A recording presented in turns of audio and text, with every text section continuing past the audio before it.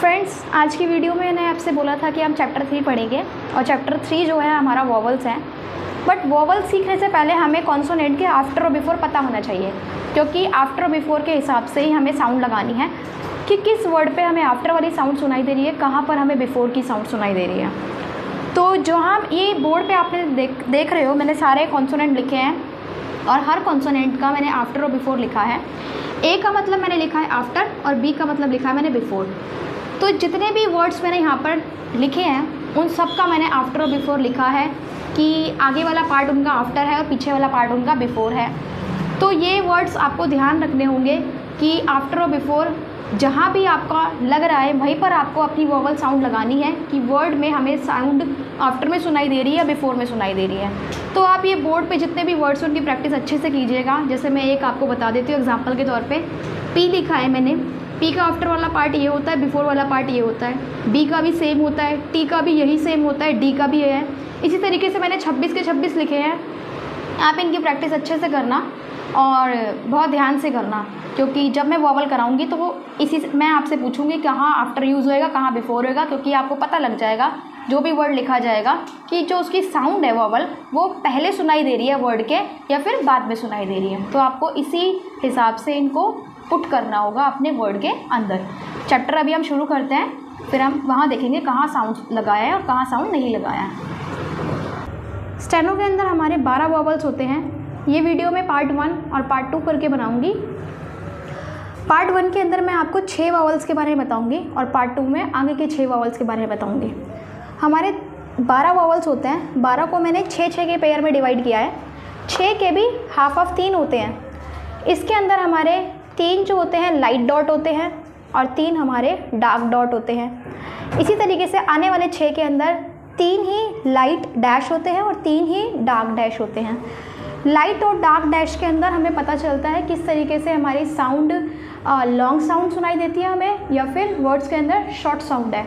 Long और short sound का अपने आप में इम्पॉर्टेंस है, जिससे हमें वर्ड्स के स्पेलिंग पहचानने में ना काफ़ी ज़्यादा हेल्प मिलती है। मैं आपको अभी लाइट और डार्क डैश के डॉट के बारे में पढ़ाती हूँ।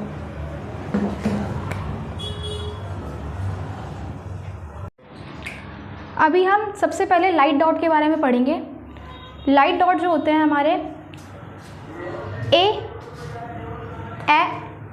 ई, इन तीनों वॉवल्स की साउंड बहुत धीमी, बहुत लाइट साउंड सुनाई देती है हमें वर्ड्स के अंदर। जो हमारा ए होता है, इट मीन्स ए, वो फर्स्ट प्लेस पे लगता है, सेकंड प्लेस पे ए लगता है और थर्ड प्लेस पे ई का साउंड आता है। ये तीनों ही वॉवल जो भी है बहुत लाइट साउंड करते हैं हमारे वर्ड्स के अंदर। इसके अंदर एक चीज़ और होती है, जो फर्स्ट प्लेस पे जो कॉन्सोनेंट सुनाई देता है जिस पे वॉवल साउंड आती है हमारी, वो काफ़ी हम लाइन से उसको अबव द लाइन रखते हैं। अबव का मतलब है कि जो ये हमारी लाइन है उस लाइन से इतना ऊपर हमें बनाना पड़ता है जो भी वर्ड हमें वॉवल साउंड सुनाई देगा फर्स्ट प्लेस का। लाइक ए हमारी पहली फर्स्ट साउंड है, फर्स्ट प्लेस पे आती है हमारे वर्ड के, जो कि अबव द लाइन लिखी जाती है। सेकेंड प्लेस होता है हमारा ए वाला, जो कि ऑन द लाइन बनता है वर्ड। पेन लिखा है जो हमारा पी और एन। अब हमें जो वॉवल साउंड है वो पी के जस्ट बाद सुनाई दे रही है और वो ए वाली जो साउंड होती है वो हमारी सेकंड प्लेस की होती है, जो कि हमें इस साइड सेकंड प्लेस पे इसके लगानी पड़ती है। लेग भी हमारा इसी तरीके से लिखा जाता है और ये भी ऑन द लाइन ही होता है और इसकी साउंड भी हमें सेकंड प्लेस पे सुनाई देती है। इसी तरीके से हमारा ई आता है। ई जो वॉवल साउंड होती है वो हमारी थर्ड प्लेस की साउंड होती है, जो लाइट साउंड सुनाई देती है। इसके अंदर एक चीज़ मैं आपको बताना चाहूँगी कि अगर जब कोई वर्ड अकेला खड़ा होगा, उसके साथ कोई और कॉन्सोनेंट ज्वाइन नहीं होगा, लाइक मुझे लिखना है इश। अब इश मैं इस तरीके से लिखूंगी। अब मेरे को साउंड जो है ई की इश से पहले सुनाई दे रही है, तो इश का पहले बिफोर ये वाला इस पार्ट होता है, ये इसका आफ्टर होता है, तो ये लगा दिया मैंने। लेकिन अगर इसके साथ एक कॉन्सोनेंट को अगर हम जोड़ देते हैं, जैसे मैंने यहाँ लिखा है पिग, PIG पिग, पी और पी के साथ एक कॉन्सोनेंट जुड़ गया है गे, तो इसमें क्या होता है, जो ई की साउंड है वो अपने फर्स्ट कॉन्सोनेंट के लास्ट में नहीं लगती, वो अपने सेकंड वाले के बिफोर में लगती है, थर्ड प्लेस पे ही। क्योंकि ये रूल है, ये हमने खुद नहीं बनाया, जब कोई कॉन्सोनेंट अगर अकेला होगा तो वो बिफोर में साउंड लेके आएगा, अगर उसके बिफोर में साउंड सुनाई देगी। लेकिन अगर वो किसी कॉन्सोनेंट के साथ ज्वाइंट हो जाता है तो वो सेकंड कॉन्सोनेंट के थर्ड प्लेस पे ही लगेगी, बट बिफोर में वो साउंड सुनाई देगी आपको। इसी तरीके से आपको सारे वोवल साउंड की प्रैक्टिस करनी है। मैं और प्रैक्टिस के लिए वर्ड्स दूंगी। अभी मैंने आपको लाइट डॉट के बारे में बताया, अब मैं आपको डार्क डॉट के बारे में बताती हूँ। अभी हमने लाइट डैश के बारे में, डॉट के बारे में पढ़ा था, सॉरी। अब हम डार्क डॉट के बारे में पढ़ते हैं। ये भी हमारे 3 होते हैं। इसमें साउंड आती है हमारी आ, जो कि लॉन्ग साउंड होती है, ए और ई। ये सारी साउंड ऐसी होती है जो वर्ड्स को थोड़ा सा लंबा प्रोनाउंसिएशन करती हैं। आ, ए, ई। जैसे मैंने यहाँ लिखा है माला। अब ये जो फर्स्ट प्लेस की साउंड होती है आ वाली, एम का फर्स्ट प्लेस यही होता है आ, और एल का फर्स्ट प्लेस यही होता है ला, तो ये पढ़ा जाएगा मा ला। इसी तरीके से टाटा, टी के बाद आ का साउंड है और इस वाले टी के बाद भी आ का साउंड है, टाटा। इसी तरीके से कार लिखा जाएगा। अब हम पढ़ते हैं ए, जिसमें हमें सेकंड प्लेस की साउंड होती है, जो सेकंड प्लेस पर ही लगती है। और ये वर्ड्स कहाँ बनते, ये वाले वर्ड्स जो होते हैं वो ऑन दी लाइन बनते हैं, और जो फर्स्ट प्लेस वाले होते हैं वो अबव द लाइन है। लाइन से देखो कितना अबव बनाया है मैंने इन वर्ड्स को, क्योंकि आपको प्लेसिंग भी बहुत ध्यान रखनी है इन चीज़ों के ऊपर कि कौन सा वर्ड फर्स्ट प्लेस पे आता है, कौन सा सेकंड पे और कौन सा थर्ड पे। और ये सारी चीज़ें डिपेंड करती हैं ओनली और एंड ओनली वोवल साउंड के ऊपर। सेकंड प्लेस की साउंड में देखो मेल, एम, एल। ए का साउंड है सेकंड प्लेस पर, ये गया ए। टेल के अंदर टी और एल बनाया हमने, ए का साउंड इस तरीके से गया सेकंड प्लेस पे।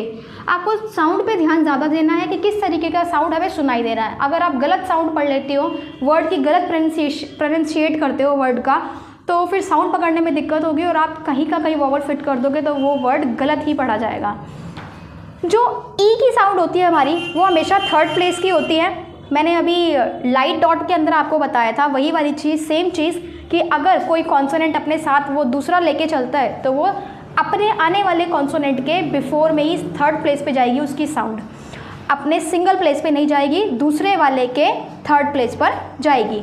जैसे यहाँ लीप लिखा है, एल और पी।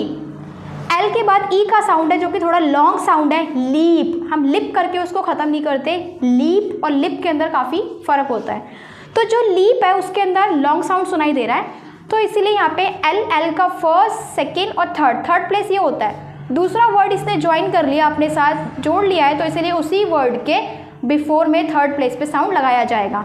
और ये सारे वर्ड जो होते हैं थर्ड प्लेस वाले, वो through the line, it means line को कट करते हुए बनाए जाते हैं ये वाले वर्ड्स। लाइक पीच, पी और चे।